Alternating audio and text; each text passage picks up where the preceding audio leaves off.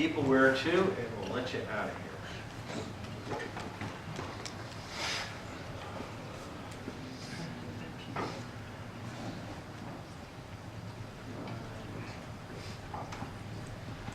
Okay, most of this section has to do with things that distract you from getting your work done. The furniture police. Yeah. I love this first quote. Those making workplace decisions are usually not those doing the kind of work that is likely to suffer from a poor environment. Oh, what's the problem? We want to talk to everyone. We want to see what's going on. You know, that's because you're not writing code. You're not trying to hold 10,000 lines of, complex software in your head while you're figuring out which 3 you need to change to solve the current bug. Their goals are usually focused on, and I'm going to be very blunt on this as far as my opinions, because I have fought for this and I've won before, and I also have seen what the results are otherwise. The goals of those making these decisions are usually focused on the ease and flexibility and cost of setting up the physical workspace, not on the productivity of those who work there. Simple truth. For all the lip service they give about wanting to be a great coding environment, a lot of organizations actually just want a cheap open plan. Because it's very easy to move people around, it's very easy to hire and fire people. It's very easy, you don't have to deal with the politics of doors, which we're going to talk about in a second. Who gets a door and who doesn't. You do have the attitude here, if everyone can't have a window, then no one can have a window. That's a real thing in corporate America, okay? The whole idea of a window office or a corner office goes back 60 to 70 years, and it's still there. And the sad thing is that almost without exception, this is me quoting them, the workspace given to intellect workers is noisy, interruptive, unprivate, and sterile. Observations. How many of you have been in open space working, trying to do coding? Yeah. Well, actually, let me ask the opposite question. How many of you have had a software engineering or programming job where you've actually had an office with a door? Okay. So, for those of you who've been in both spaces, tell me what the differences are that you observe. Yeah. I loved having an office because I could actually have the door closed. People that were talking didn't affect me, whereas when I was in, an open space before, people were coming in and out and constantly jabbering, like a lot of people that didn't have the same job that I had because I was the only programmer. And I couldn't get anything done, and I asked the person I was working for if I could just work from home because I could do it without getting distracted every second of the day. Okay. Other observations? Yeah. I found, so with the 2 experiences I have with those specifically that I'm thinking of, I actually enjoyed the open plan a little bit more because of the situation I was in. Okay. As an intern, it was a lot better because I needed access to a lot more people. You're the one who wanted to talk to the people. Exactly. You wanted to interrupt all the poor programmers who are trying to get work done. They provided solid noise canceling headphones, so it's a lot quieter in that sense. Yeah. You could kind of tune things out, but there still was a level of noise that made it harder and more distracting. Okay, yeah. This one's a bit amusing. So my company moved from developers having offices or kind of team cubicles to open floor plan. And the CTO was like, yeah, productivity's gone down. I was in a meeting with the CEO, like, yeah, productivity's gone down, the developers complain that noise. And the CEO's like, oh, we need to figure something out. Well, like, yeah, and the CTO was like, yeah, it's called offices and cubicles. They invented them for a reason. Yes, over here. I had an interesting experience because I kind of appropriated one of the break rooms as my room because it was just a small company with like 10 employees. So most of the time I was just completely alone. I was able to roll around with my yoga ball while I could figure out my activities. But then when like break would come around, like people would come in there, they'd be like, I can't do anything. Yeah. Yeah. So I actually, in the same company, went from a small office with 4 or 5 of us in there to being in a huge open area space with cubicles. In the first case, there was just, 4 or 5 of us. It was really nice. We were the entire engineering team, so there wasn't a whole lot more need for communication. It was all by ourselves, pretty quiet. We moved buildings, got put in next to customer service. Oh, God. And you can hear them all the time. Yeah. Yes, okay. No, you. Yes. Just an observation I had, the last place I worked, I had an open concept floor plan, is all the programmers, were in the open concept area, and all the managers had an office. But the managers were also never in their offices. So you're just kind of sitting there staring at your manager's empty office, because you're sitting right in front of it, like, what? That's Dora's status symbol. Yeah, they're not actually making use of the fact that they have offices, but they're a manager, so they get an office. Yes. I don't know if it would have been different if everyone had offices, but the place I interned at, I just noticed all the people would go make rounds to talk to all their friends, but not like never about work. They're just like, they like come by and talk about what's on Steam and like all this stuff, and like they're just like never talking about work, but just always making the rounds like once a day or every other day to talk to all their friends. And I don't know if it would have been different with offices, but it just seemed like they would go on these sidetracks talking about whatever game they were playing for like an hour or something, just go deviate completely from, I don't know what they should have been doing, I guess. But. Other, back there. At the last place I worked, the most productive guy on our team, he would steal all the huge rolling whiteboards that everybody had to work on and surround his desk with them. And sometimes it's if you build enough barriers, so that wouldn't bother you. We'll talk about flow in a second. But it really is, and actually I liked your comment about, people coming around just, oh yeah, cool game, yeah, they've shipped Black Ops. Let me tell you about the cool time I had last night. I've got a Twitch video to show you. Go away, I'm trying to work, I'm trying to do stuff. Yes, here. I was just gonna say, I've noticed some of what some people have said too. So like my boss, right now, he doesn't like his office, and he actually comes out to talk to people. And I know that sounds like a really terrible thing, but when your work is your life, it makes sense to talk to people about something that's not work related for a little bit, once a day, just because that is your life. But, Yep. Any other observations? Yeah. Second observation, I actually found in an open concept floor plan, I had 2 different situations, and one where everybody talked to each other, and then a different job where it was completely silent. I actually preferred the one where everybody talked to each other because I was afraid to eat a bag of chips. That is an issue. And there is a need for communication. In fact, if you read, I think it's in Alexander, is the Timeless Way of Building.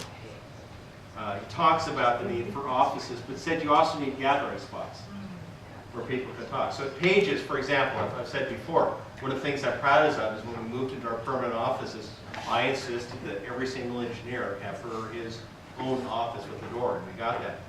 But we also had a break room with snacks, and we had a few other places where people could gather and talk.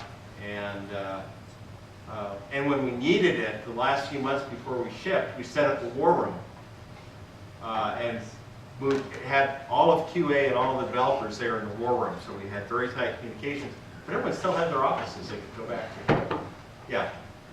So then if I'm a startup that doesn't have resources to get into an office, what's a good middle ground so we can set up that focus environment? Well, actually, I really like the rolling whiteboards. What you want is something, even visual stuff can distract. So you want something that puts first a cost on interrupting other people. With offices, you have to knock on the door. You have to be invited in. And of course, you have the door open or closed, sort of indicating whether or not you want to be interrupted. In an open plan, what you need is something to keep the visual distraction away and to signal whether or not anyone should interrupt you. Now, there are open plans that use various mechanisms. They have little flags and stuff like that. But I can tell you from reports I've had back that there's always those people who will ignore that and come up and talk to you regardless of what flags you have. Yeah. Oh, I was just gonna say I worked at a startup and we worked in a hallway and everyone's there and we just have Yeah. Plug your headphones in and talk to them. Yep. And that's pretty much what you have to do. I mean, yeah, if you're doing a startup, you don't have necessarily the money. You know, Pages, we had a semi-open plan until we closed our venture funding and got our offices. That's where we had the engineering staff. Good stuff. Here's the problem. You never get anything done here between 9 and 5.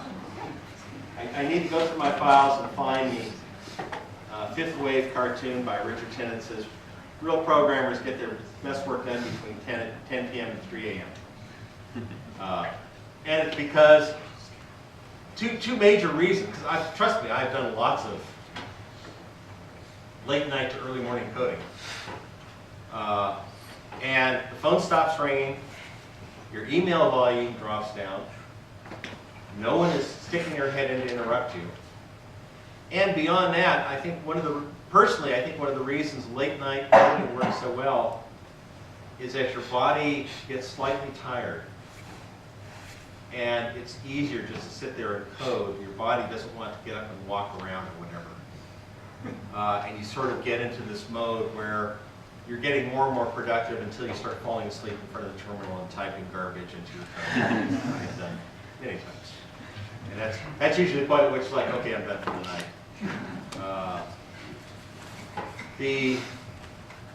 Now here's, we've talked about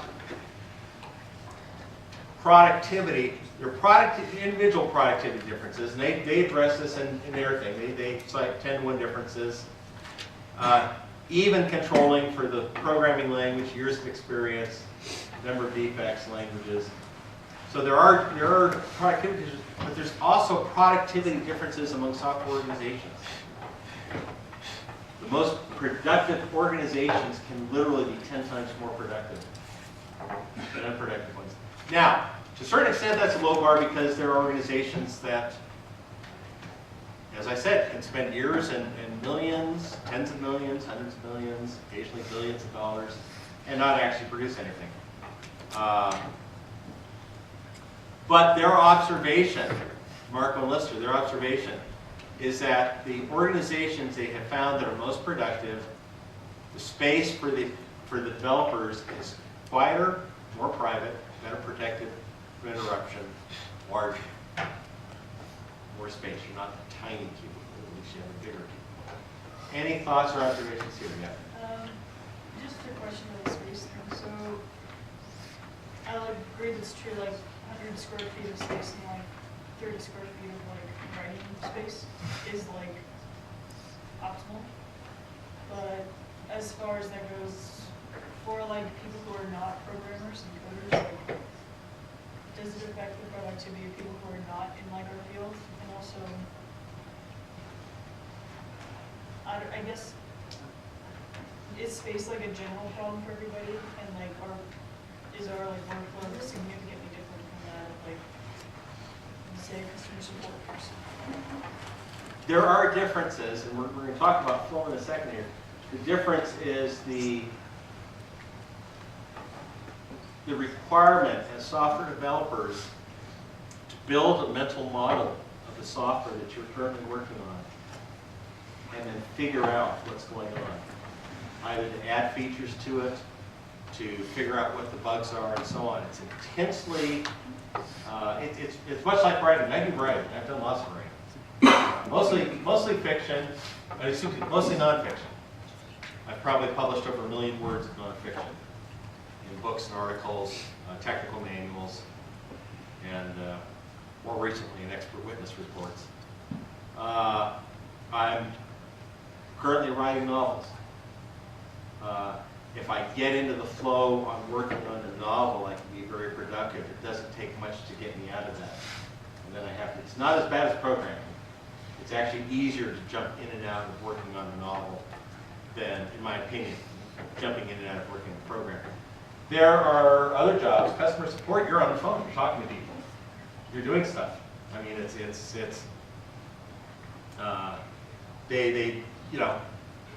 not the same type of work is a simple solution. Managers, a lot of what managers are supposed to be doing is either analyzing results or issues, or actually talking to people and managing them. But typically you want, if they're going to do that, you want to set up a situation where you can talk to them so you're not distracting other people when you're talking to them for any number of reasons, including, privacy issues, legal issues, and because suddenly you'll have everyone else saying, oh, what did they say? Layoffs? That sort of thing. Other thoughts or observations here? Yes? And so just a few things from the last place I worked at. First of all, they were actually pretty good. All the developers and the developers did have their own office, or at least pair offices. Unfortunately, the interns, we had 4 tables pushed together. That was kind of arguing. And it was okay for a little while until we started working with the QA interns. And the QA interns would have to run tests that could take anywhere from 15 minutes to an hour. And what they want to do while those tests are running is chat with everyone else. I was more in the development, and so that didn't work so well. So I found my best time work happened to be somewhere between 3 and 6 after they'd gone home for the day. Yeah. And the other thing was we had Scrum every day at 9:30, which meant we could forget about trying to start anything at 9, when I came in, right? And anything more complicated than just updating the tickets was just a total waste because we have a meeting coming up in just a few minutes, right? And yes, we will talk a lot about meetings in this book. I don't remember offhand if meetings are part 2, but Mark and Lister talk about the disruptive nature of meetings. Yeah. About the 9 to 5 thing, if we all know that like from the hours of 9 to 5, like people just constantly are bugging you and distracting you, why do we have the 9 to 5 system? Why is that so popular still? Why don't people just like choose to work at home and then like maybe come in for 4 hours a day or something? That's a good question. At Pages, we're all working long hours, and again, we, as a general rule, as developers, tend to be more productive in the evening because everyone else, all the non-developers, have gone home. And so a lot of our developers would come in late. They'd come in at maybe 10 in the morning. There was a group of 3 or 4 who would regularly go out for 2-hour lunches. And I actually had John Curry, our CFO, come and complain to me. He said, these guys are coming in late. They go out for 2-hour lunches. I said, John, you're here programming till 10 p.m. to midnight. I said, and they're getting their work done. I really don't care when they come in. I don't care how long they spend at lunch. I only care about their productivity, and this is keeping them happy. That's what I care about. Management looks for things to control. And they look for things that they may be dinged on. It's kind of like, oh, well, I understand your developers aren't coming in until 10 or 11 in the morning. It's like, well, yeah, but they're here until midnight. Well, we want everyone here at 8 a.m. It's like, oh, this is. You want to encourage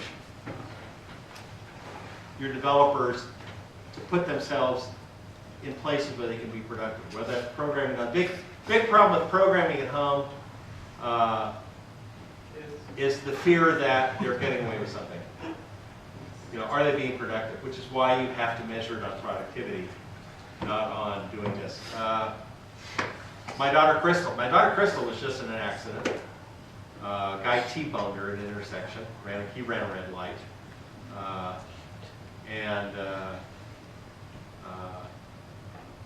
But fortunately, she works for a software company where they said, first, take time off. You've got sick leave. You've got this and that. And because she may. Because of her injury, she may have limited mobility for some time. They said, yeah, she works at home 1 or 2 days a week anyway. They basically said, we'll just have you work at home for the duration to do that. Biggest downside to a dispersed development group is simply communications. If you have good communication tools, you can get past that. Sometimes you really need face-to-face bandwidth, but frankly with things like Slack and so on. By the way, I'm so thrilled to switch to Slack this semester. I have this is the biggest class I've ever taught. I have much better communication with all of you than I've had in the entire semester with my students. It's made it very easy both for direct communications and simple class and stuff too. But it really is an issue of control and feeling that somehow your developers are getting away with something. And there's actually deeper roots that we will talk about that. There's this issue of our developers are really shining us on. They could have gotten a lot more done than they're saying they're doing. They're just really goofing around most of the time. They're immature. They have Nerf guns. They're doing this. They don't, there isn't a recognition of the mental effort it takes to write code. And it really does take mental effort.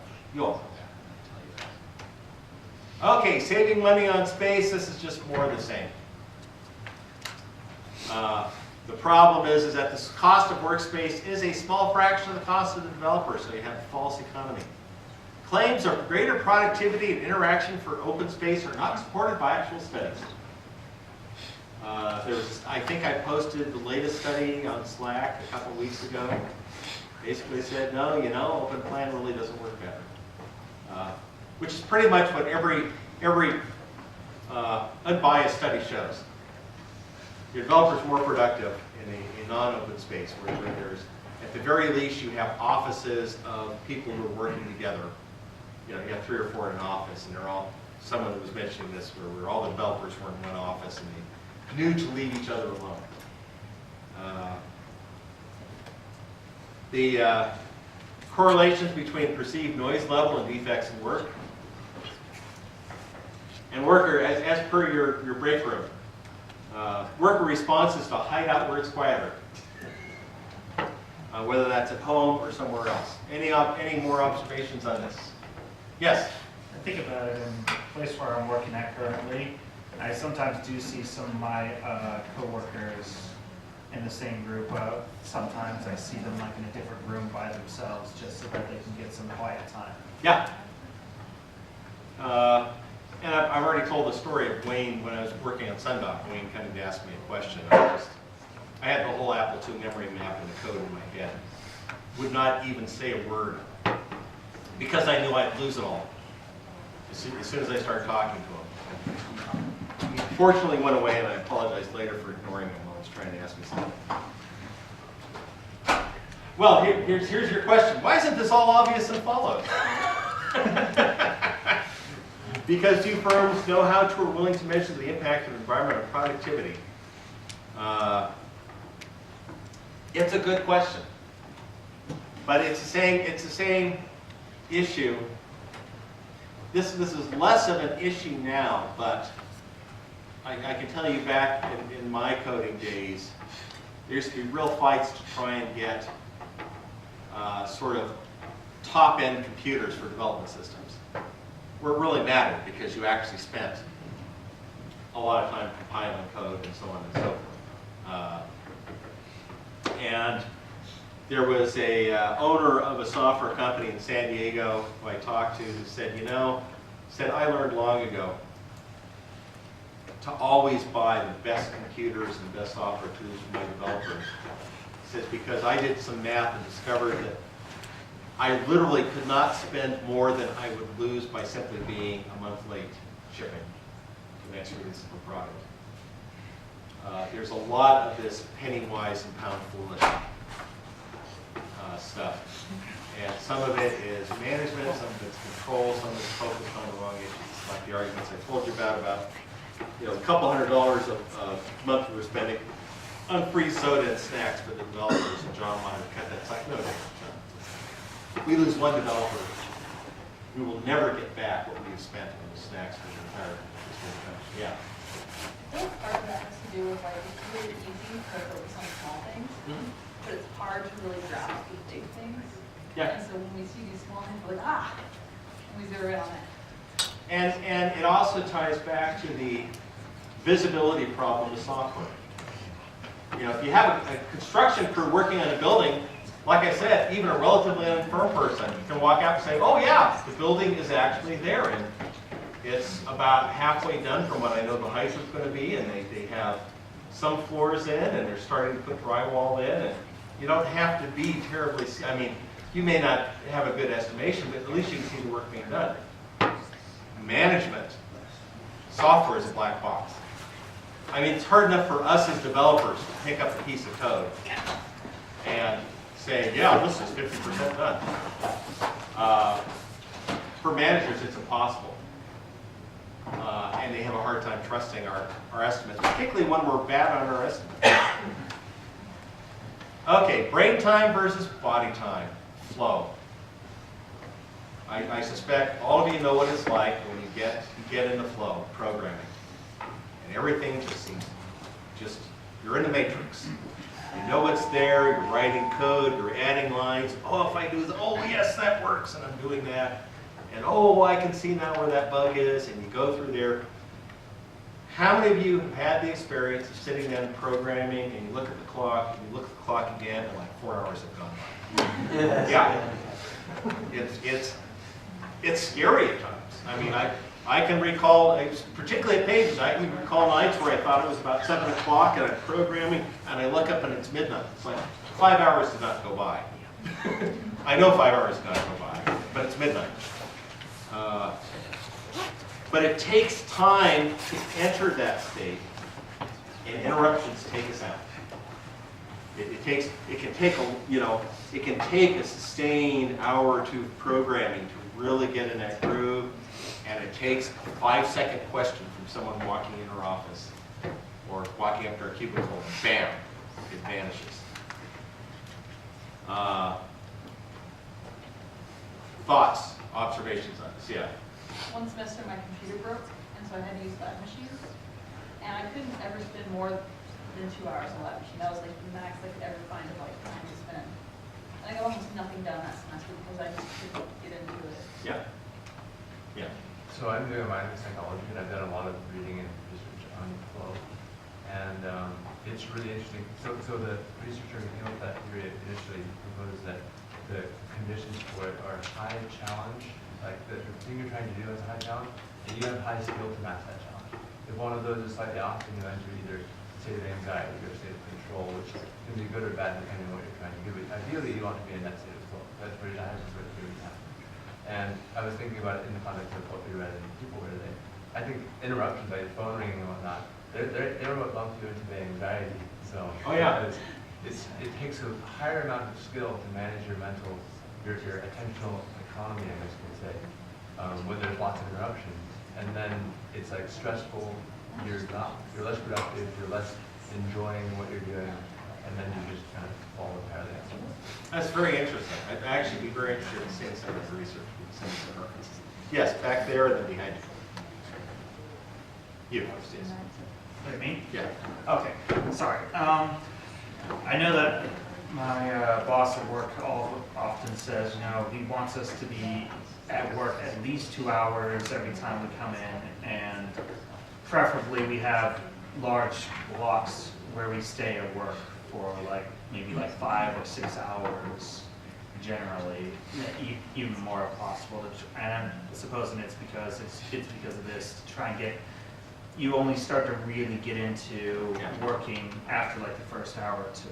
Yep. So I was only going to say, I noticed this, I don't know if he was talking about my last job, it seemed like how well I was able to get into flow really depended on what kind of work I had to do. If I had a challenging problem that I was excited about working on, going for hours. On the other hand, I've had some other ones where they kind of poorly communicated what I was expected to do with a system that I was unfamiliar with, and so then it became this agonizing, drowning sensation of I don't know how this works, and then the time dragged on, okay, it's been 5 minutes, it's 7 hours until I'm looking to leave this kind of thing. That's actually that's a very interesting observation corresponding with that, what happens when you do have a task that's unpleasant, poorly defined, I go through this as an expert witness on a regular basis because I often have to analyze systems I've never seen before, often involving technologies and fields I've never done before. And my first reaction is, oh crap, this is an assembly language for not a processor I've never done before. I've done a lot of assembly language, not this processor, and it's a medical device. This is something that's pumping dye into your arm for stuff, and there is this painful banging my head against the wall, and because I'm starting from scratch, it's often brand new and I've got to do this. And usually what I'm doing is I start with little tiny bits. And then as I go, I start to piece things together. And in many cases, you know, that was a case, a patent case I actually worked on, testified on. It took me about 3 or 4 weeks of just beating my head against the wall to pick up all the little bits, and then all of a sudden everything went whoosh, like, I can read this code. And I know exactly what they're doing, and I know how it's working, and I know why it's this way, and here's what's relevant, and suddenly I grok the whole thing. So yes, there can be painful things, but that's also a time you don't want to be interrupted. It may be tedious, but it's hard enough. You're trying to figure out, you know, what is this doing? What does this instruction mean? You know, why is it using this particular memory location? So on, yeah.